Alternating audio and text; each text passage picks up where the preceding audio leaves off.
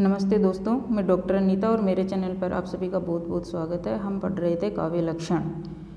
काव्य लक्षण को हमने 3 भागों में विभाजित किया था। संस्कृत आचार्यों द्वारा दिए गए काव्य लक्षण, हिंदी आचार्यों द्वारा दिए गए काव्य लक्षण और पाश्चात्य विद्वानों द्वारा दिए गए काव्य लक्षण, जिसमें से हम संस्कृत आचार्यों द्वारा दिए गए काव्य लक्षण को पाठ फर्स्ट में पढ़ चुके हैं। आज हम देखेंगे हिंदी आचार्यों द्वारा दिए गए काव्य लक्षण, जिसमें सबसे पहला है चिंतामणि त्रिपाठी।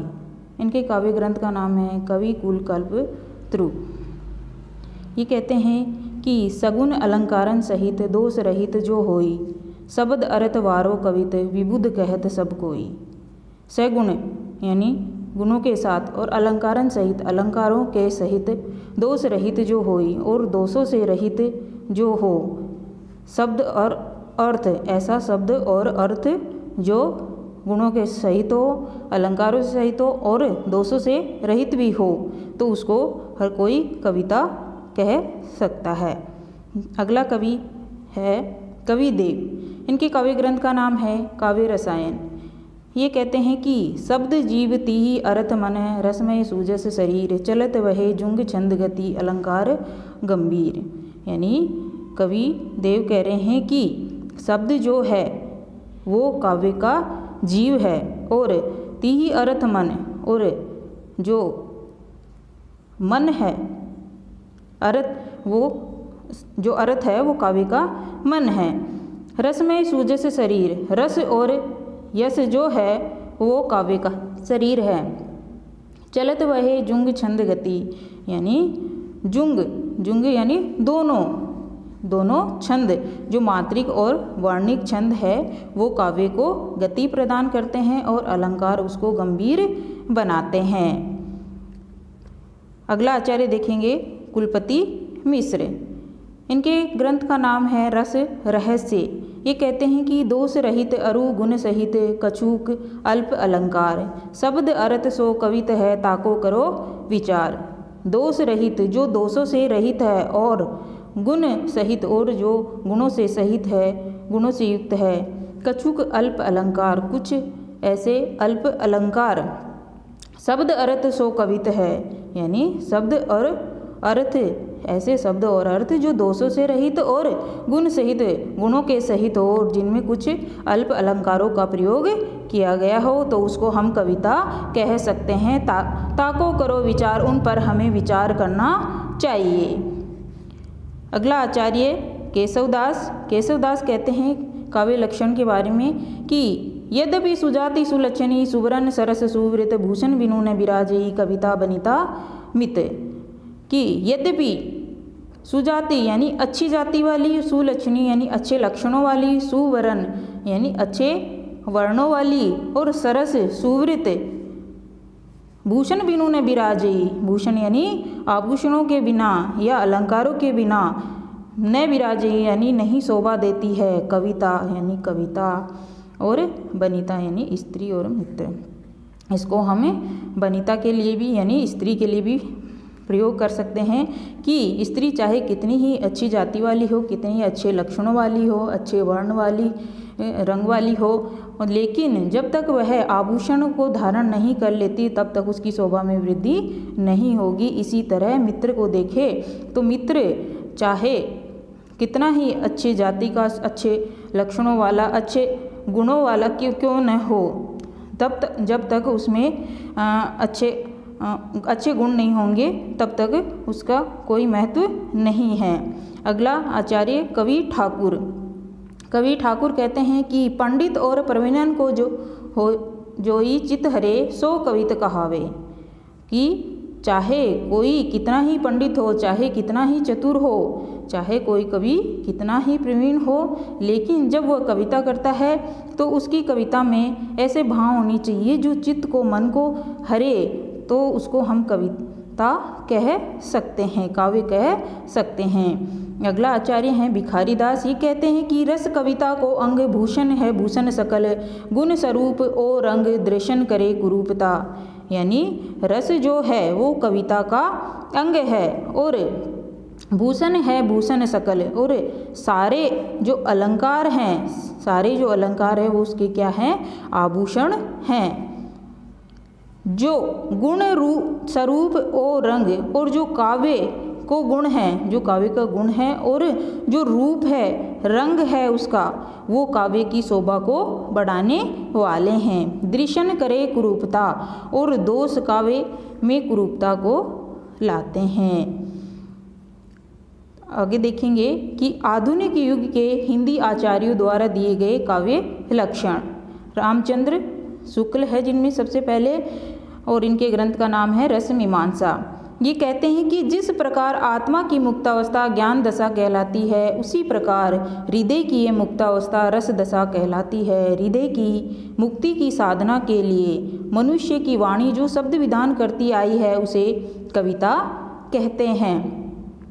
ये कहते हैं कि जब हमारी आत्मा जो है वो सांसारिक बंधनों से जब मुक्त हो जाती है, हमारी आत्मा जब सांसारिक बंधनों से मुक्त हो जाती है तो वो क्या कहलाती है, ज्ञान दशा कहलाती है। उसी प्रकार जब हृदय की मुक्तावस्था यानी जो हमारा हृदय है जब वो भावों से मुक्त हो जाता है तो वो क्या कहलाता है, रस दशा कहलाता है।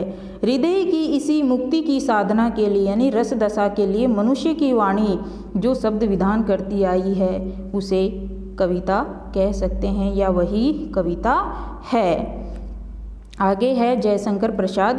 ये कहते हैं कि काव्य आत्मा की संकल्पनात्मक अभिव्यक्ति है जिसका संबंध विश्लेषण, विकल्प एवं विज्ञान से नहीं होकर एक प्रेममयी श्रेयात्मक एवं रचनात्मक ज्ञान धारा से माना जाता है।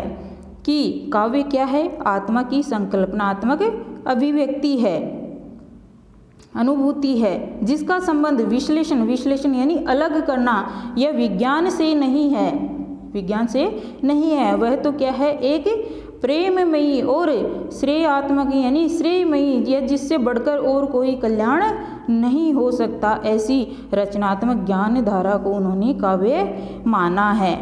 महादेवी वर्मा कहती हैं कि कविता किसी कवि विशेष की भावनाओं का चित्रण है और वह चित्रण इतना ठीक होता है कि उससे वैसी ही भावनाएं किसी दूसरे की हृदय में भी आविर्भूत हो जाती हैं। ये कहती हैं कि कोई भी कवि जब कविता करता है और उसके मन में जिस तरह के भाव होते हैं और उसकी रचना को पढ़कर पाठक को अगर वैसा ही अनुभव होता है तो और वो उनके हृदय को आविर्भूत हो जाती है तो वह चित्रण उसका ठीक है।